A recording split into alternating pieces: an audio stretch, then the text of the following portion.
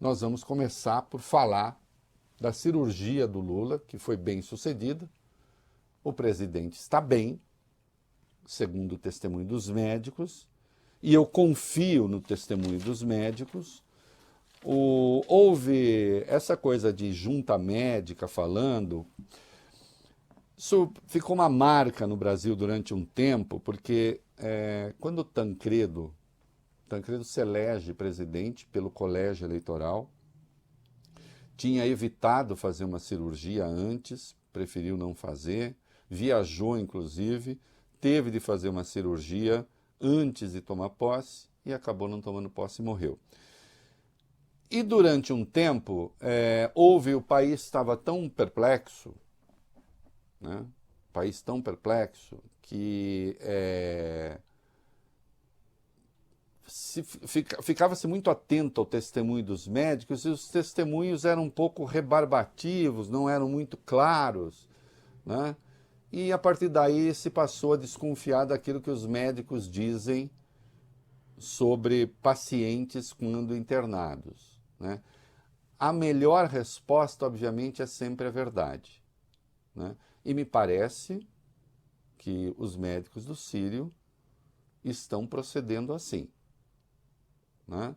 Há ali médicos da mais alta competência, gente da mais alta responsabilidade, com uma reputação internacional e nacional, enfim. Não há razão nenhuma para desconfiar daquilo que está sendo dito, né? Se afirmaram que a cirurgia foi bem sucedida, me parece que temos todos os motivos para acreditar que sim, né? Nós vamos ver aqui testemunhos, trechos de testemunhos, eles falando exatamente o que foi que aconteceu. Eu estava falando com um amigo às 3 e pouco da manhã, veja você se é hora de falar comigo, né? E o pior, sobre trabalho, valeu bem. E ele me manda a nota do Instagram do presidente, com a nota do Sírio, afirmando que o presidente havia sentido uma dor de cabeça muito forte, indisposição ao longo da tarde de ontem, né? Um amigo do presidente, que é o ex-dono da Qualicorp, José Seripieri Filho, e hoje da Unimed, acho, né? Ele é amigo do Lula, esteve com o Lula, disse que sentiu que o presidente não estava muito bem, José Seripieri Filho, sentiu que o presidente não estava muito bem, talvez um pouco arcado, o olho um pouco vermelho, aparentando algum cansaço, acionou o Calil, Roberto Calil Filho, que é do Sírio-Libanês, né? Acionou o Calil, que é médico do presidente. O Calil, então, falou com o presidente, né? Existe a equipe lá de Brasília, do Sírio-Libanês, deixaram tudo preparado para o presidente fazer um exame. Ele fez uma ressonância magnética e uma tomografia, né? Que podem ver a mesma coisa, mas vêm também coisas... É dono da Mil, na verdade. Eu falei Unimed, não, é dono da Mil, o Seripieri. Me corrige aqui o nosso glorioso Acácio, do Band News TV. É isso mesmo, ele tem razão. A tomografia tem condição também de ver com mais clareza as artérias cerebrais, enfim. O cérebro do presidente foi visto de todos os ângulos e de todas as maneiras possíveis de ver, sem precisar abri-lo, e então se constatou que havia ali o hematoma, que havia um sangramento intracraniano, não há comprometimento cerebral, portanto não se cuida de falar de nenhuma sequela que o presidente possa ter, uma sequela de fala, de movimento, de nada disso, né? A gente vai entender direitinho qual foi o mal e onde é que estava o hematoma, que não é onde o presidente bateu, né? E se concluiu que a cirurgia era imediata, para ontem. Tem que fazer.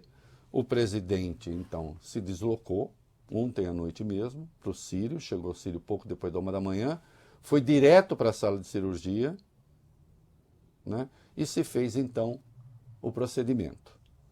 Né? Preste atenção, quem acompanhou isso nos bastidores de algum modo, essa era uma possibilidade que estava dada desde sempre. Isso se disse, vocês podem procurar, os médicos foram diligentes, competentíssimos, inclusive falaram que um eventual sangramento poderia acontecer até no curso de 6 meses. Muitas vezes a pessoa bate a cabeça, tem um trauma dessa natureza e o problema não aparece na hora. O do Lula apareceu na hora, teve uma remissão, porém havia sempre o risco de haver desse hematoma ter um sangramento. Os médicos vão explicar direitinho. Né? Isso aconteceu e o presidente passou por essa cirurgia. Ah, Reinaldo, você está querendo dizer que não é nada de muito grave? Não, é sério, grave no sentido de que o presidente corra risco de vida em razão dessa cirurgia? Não, não corre. Em razão dessa cirurgia, não. Agora, todas as pessoas, obviamente, quando estão internadas, né, não importa a idade, podem ter intercorrências. E é claro que se tem mais idade, há mais chance de intercorrência. Mas não há nada nesse sentido, ao contrário. Né? O presidente respondeu muito bem, o presidente chegou consciente ao hospital o tempo todo, né? Fez a cirurgia, voltou da cirurgia consciente, falando, tranquilo. Agora, é claro que ele precisa ter repouso, vai ficar pelo menos mais 2 dias na UTI, vai ficar um tempo internado. Volta quando? Não dá para saber quando volta exatamente, né? Mas é claro que agora, 2, 3 dias, não se cuida de falar de trabalho. Agora, todo mundo sabe como é o Lula, todo mundo sabe como são os políticos de maneira geral, como somos todos de maneira geral. Né? Se a gente está bem, se a cabeça está funcionando, né? Se você não pode fazer exercício físico, o presidente não pode, mas exercício mental ele pode. E se você pode fazer, vale bem, você faz. Ué, qual? Né? Se me permite um pouquinho de demagogia pessoal, que não é demagogia, mas eu, quando operei, fiz as 2 craniotomias em 2006, que eu tinha tumores no crânio, não eram malignos, eu fiquei internado durante uns 4, 5 dias, fazendo todos os exames, para fazer a cirurgia. Fiz a cirurgia, fiquei 2 dias na UTI, saí da UTI, fui para o quarto e comecei a trabalhar. Eu tinha revista à época, tinha que fechar a revista. E fiquei trabalhando. Eu podia trabalhar. Então, o presidente pode trabalhar. Razão porque ele não vai tirar licença, não precisa tirar licença. Mais adiante eu vou falar sobre licenças. O Brasil tem uma história com vices, né? Maior até do que às vezes as pessoas se lembram. Né? O Jango era vice do Jânio. Né? E assumiu. O Itamar era vice do Collor e assumiu. O Temer, vice da Dilma, assumiu. Teve um vice na ditadura que não assumiu, Pedro Aleixo. E foi péssimo não ter assumido, já vamos falar. Então, sim, isso quer dizer, o vice-presidente, que o senhor está ali, que nem o jacaré, o crocodilo ali no rio Mara, no Quênia, esperando para abocanhar o gnu, querendo cargo? Obviamente o senhor não é assim. O que é que o senhor está querendo que aconteça com Lula, meu caro vice-presidente? Que ele tenha plena recuperação, Reinaldo. Volte o quanto antes, né? Estamos torcendo pelo retorno do presidente. Exatamente. Né? Então, enfim, o Lula não quer que o Alckmin assuma, não há razão para o Alckmin assumir. O presidente está... Atenção, e isso também é uma questão legal. Se o presidente está em plenas condições de exercer o mandato, condições intelectuais, né, ele não precisa ser um presidente atleta que sai correndo, não sei o quê. Não pode estar inconsciente. Não pode estar sem condições intelectuais de conduzir o país. E isso o Lula tem. né? E tem seus operadores políticos, né? Então, o presidente está bem, há razões para acreditar, sim, de fato, são médicos da mais alta competência para acreditar que ele está bem, né? Vamos lá, o que a gente tem aí? Cirurgia de Lula bem-sucedida, presidente, e tá ok, vai lá. Sim, o presidente evolui bem da cirurgia para drenagem desse hematoma decorrente da hemorragia intracraniana, está estável e conversa e se alimenta normalmente. Informação é da equipe médica que falou à imprensa nessa terça no Hospital Sírio-Libanês, na região central de São Paulo. Segundo os médicos, não há nenhum comprometimento cerebral. Trata-se de um hematoma entre o cérebro e uma das 3 membranas ou meninges que o envolvem. Ainda de acordo com eles, a cirurgia durou cerca de 2 horas e o presidente chegou lúcido e orientado ao hospital. Ele teve mal-estar, náuseas e um estado semigripal. Que não tem o estado semigripal nada a ver com a questão cerebral propriamente, né? Na coletiva estava o Roberto Calil Filho, a especialidade dele é cardiologia, né? Mas ele, enfim, se tornou também, ele é um clínico geral, no melhor sentido do termo, né? Ele tem que lidar com o conjunto dos sintomas e das preocupações do paciente, né? Exercendo o cargo que exerce, é médico do Lula já há muito tempo. A Ana Helena Germoglio, que é uma infectologista, médico da presidência. Rogério Tuma, neurologista. O Mauro Suzuki, neurocirurgião. E o Marcos Stavali, neurocirurgião e neurointensivista. E este eu conheço bem. Uma das pessoas mais doces, mais gentis, mais competentes, mais agradáveis com quem eu já falei, né?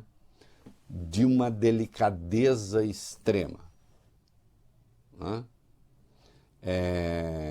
Delicadeza, presteza, e é um dos maiores médicos do mundo, né? Um dos maiores neurocirurgiões do mundo. E, portanto, também pelos outros médicos, né, o presidente está em boníssimas mãos. Eu tenho uma história com o Marcos, né, que eu tive, enfim, em 2016 aí, né, aí é outra coisa que foi aneurisma. Eu tive uma dor de cabeça muito forte, dia 23 de dezembro. 23 de dezembro, o carro já estava cheio para ir para a praia, viajar, não sei o quê. Aí eu disse lá as circunstâncias da dor e tal, ele falou, você tem que fazer uma tomografia. Falou, eu falei com ele no dia 24, né? Tive a dor dia 23, dia 24, eu falei na véspera de Natal. Aí ele falou, vou deixar o pedido aqui. Ele falou, dia de Natal, faz dia 26. Aí eu fiz dia 26, o exame. E dia 27 eu estava num médico ali na Barata Ribeiro, ao lado do Sírio. Ele me ligou e disse, dá uma passadinha aqui no meu consultório. O consultório dele fica na Adi Majafé, que é a rua do Sírio. Aí eu muito assim do meu jeito, falei, Deus herda, né? Com o exame. Aí ele falou, eu não diria assim. Aí eu falei, opa. Passei lá, aí ele falou, tá aqui, tá aneurisma e tal. E ele falou, e se der, nós vamos operar ainda hoje. Eu vou atravessar a rua com você para fazer a internação. E dali eu fui, internei, e operei dia 28 de manhã. Né? Só fez os procedimentos e tal. E felizmente deu tudo certo. Aí uma cirurgia não de cabeça aberta, mas aquela cirurgia que coloca molas no aneurisma, aqui entra na artéria pela virilha e chega lá no cérebro, voglio bene. E lá dentro faz as coisinhas tudo, com nanotecnologia.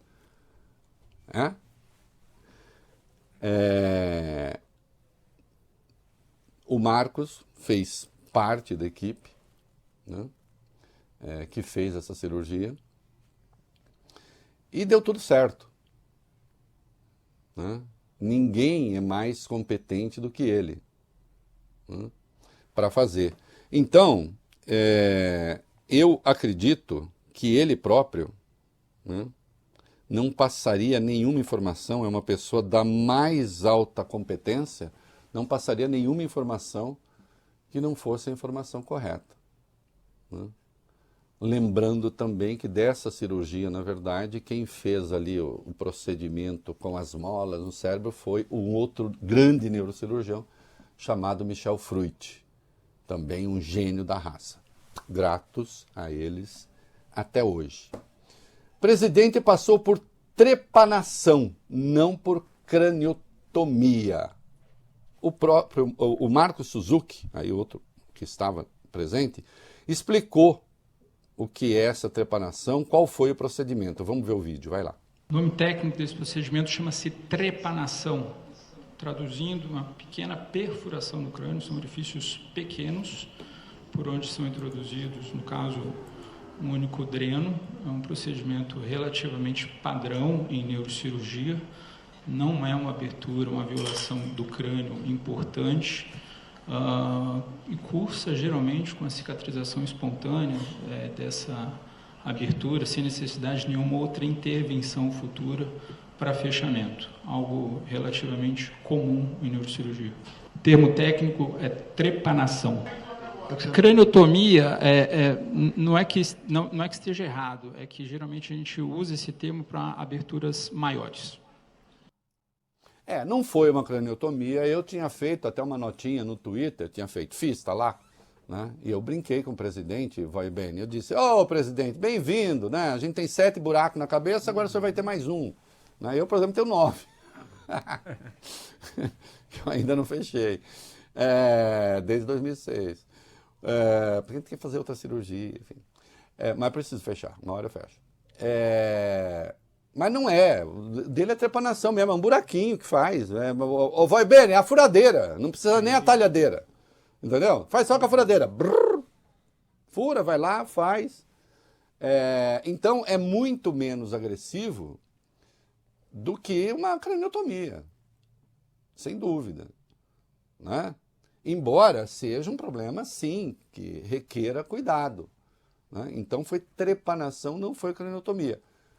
O Círio falou em craniotomia. Tecnicamente, me dizem alguns médicos, mas às vezes as pessoas falam craniotomia como um tipo mais geral de...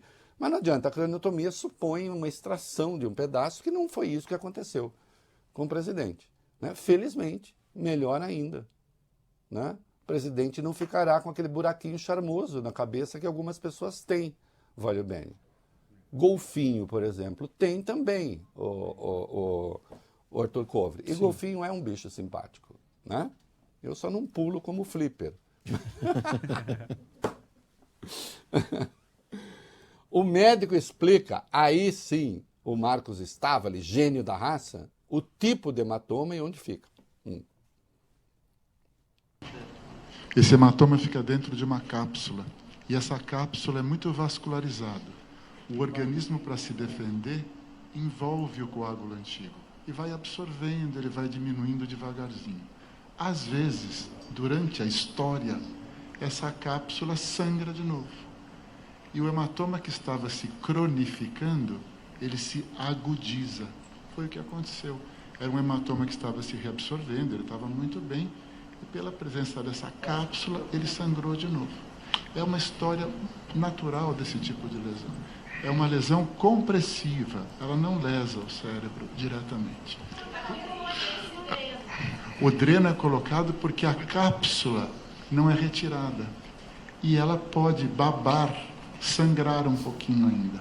Então a gente deixa um dreno para fora até que a secreção que saia ou pare ou seja limpinha. Aí, né? Eu gosto, pode babar um pouquinho. Aliás, a elegância de Marcos, proverbial, de abotoadoras, eu vou voltar a usar abotoadoras. Eu usava, parei de usar, dá um certo trabalho, mas vou voltar a usar, porque fica muito elegante. E onde é o sangramento? A maioria imaginava que o sangramento fosse onde o presidente bateu a cabeça, atrás, na nuca, né? Não é. Não é. Aliás, é numa área até não assim muito gravosa para o cérebro, mas de qualquer modo o presidente não teve dano cerebral nenhum. E o Marcos explica direitinho, vai lá. Quando você bate a cabeça e chacoalha a cabeça assim para frente e para trás, o sangramento não é no local da batida, ele é causado pelo chacoalhão do cérebro. O sangramento foi aqui, porque o cérebro se desloca dentro do crânio. Da primeira vez. Da primeira vez. E aí se forma a cápsula em volta. Sempre foi. Aqui, aqui. O hematoma é frontoparietal.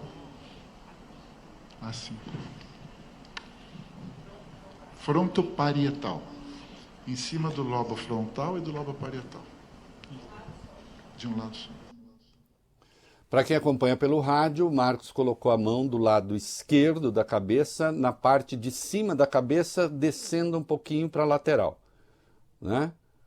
Foi ali, foi nessa área, correspondente a essa área, o sangramento, portanto, não na nuca, que é onde o presidente bateu. E não foi o choque da batida, como ele explicou, mas foi o chacoalhão que deu o cérebro, né?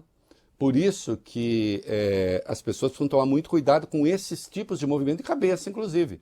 Por exemplo, não usar cinto de segurança pode ser uma burrice também desse ponto de vista, ainda que a pessoa não bata a cabeça no vidro no caso de uma freada, né? Mas só esse fato de ir para frente e voltar no sacolejo é muito forte, hipótese em que, estando de cinto, o cinto trava e, portanto, você não vai muito para frente, né? O movimento é reduzido.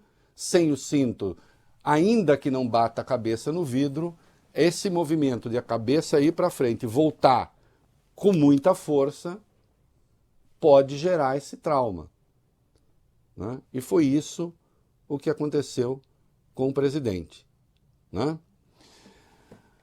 O presidente havia reclamado de mal-estar. Uma coisa do Marcos, esse homem, Vólio Bene, que mexe no seu cérebro, no seu não, mexeu no meu, com tanta delicadeza, né? Ele joga polo, rapá. Polo, aquele cavalo, aquela coisa, que é um jogo meio, né? Um negócio ali, meio bruto, né? E o Marcos é craque em jogo de polo, né? Então é ali, né? De vez em quando jogando polo, de vez em quando abrindo cabeças, né? E sempre fazendo tudo com muita competência, né? Um dia, por circunstâncias várias, estava no Círio de madrugada, desço para tomar um café, cruzo com ele, falei, onde você está indo? Ele falou, estou indo abrir uma cabeça agora, mas está tudo certo. Eita, você imagina? Sua rotina, abro cabeças. Vai lá, mexo, né? O presidente não poderia estar em melhores mãos, né? O presidente ali meio jururu. Reinaldo, ministros e auxiliares que estiveram com Lula ontem de manhã estranharam o comportamento dele. Normalmente falante, aparentava estar cansado e indisposto, não fez brincadeiras e estava mais calado que o de costume. Segundo o Globo, a reunião sobre novas regras de governança de estatais, prevista para as 9 da manhã, começou com 40 minutos de atraso. O Lula participou ao lado de 13 ministros. Um deles relatou que o presidente ficou em silêncio a maior parte do tempo, ao contrário do que costuma acontecer. Após o fim do encontro, Lula disse a um auxiliar que estava com dores de cabeça. Que mais, vai, Beni? Durante esse almoço, Lula foi comer no Palácio da Alvorada, voltou ao Planalto às 2h40 da tarde e seguia reclamando da dor de cabeça. Foi quando ministros passaram a falar para ele ir ao hospital, mas ele resistia, já que queria receber o presidente da Câmara, Arthur Lira, e o presidente do Senado, Rodrigo Pacheco. Eles trataram sobre o pagamento das emendas parlamentares diante da decisão do Supremo Tribunal Federal sobre esse tema. Após o encontro, Lula saiu do Planalto para ir ao Hospital Sírio-Libanês. Isso, essa altura o Calil já tinha sido avisado, o Sírio-Libanês de Brasília já estava pronto para fazer os exames, fizeram os exames e aí se constatou a necessidade da cirurgia imediatamente, né?